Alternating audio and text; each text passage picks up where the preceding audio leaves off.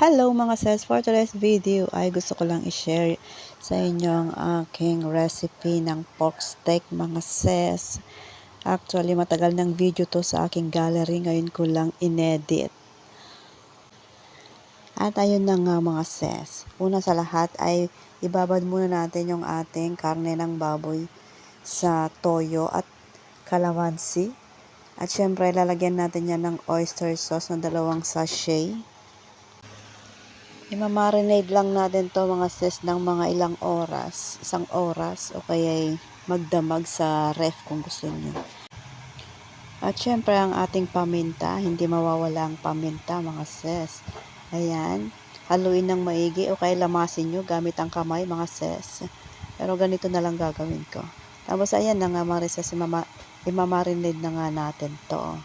At after nga na mga 1 oras siguro ko dyan binabad, ay isi-stir fry lang natin to mga sis. Yun, prito lang natin ng bahagya.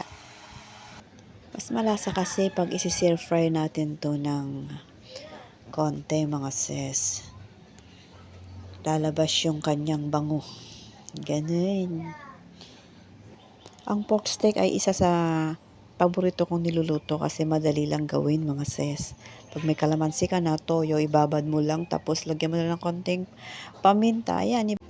Tapos igisa mo lang sa sibuyas kung ayaw mong iprito din, 'di ba?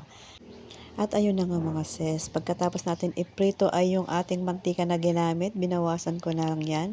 At magigisa tayo ng sibuyas mga sis. Ayan. Pagkatapos nga natin ibusa yung ating sibuyas ay ilalagay din natin yung ating shinir fry na karne ng baboy. Tapos ganun, ilalagay din natin yung ating marinade sauce mga sis. Ayan. Yan, 'di ba? Tapos syempre, lalagyan natin ng konting tubig para naman maluto ng tuluyan yung ating karne. Ayan, isisimmer lang natin to ng mga ilang minuto, mga 30 minutes o kaya 20 minutes. At ayan na nga mga sis, o 'di ba? Lumambot na ang ating karne diyan. At yung natira nating sibuyas ay ilagay natin sa ibabaw, tapos takpan natin lang ulit ng mga 10 minutes. Pagkatapos nga yan ay ready to serve na mga sis. Luto na ang ating pork steak. O, diba? Tingin pa lang masarap na.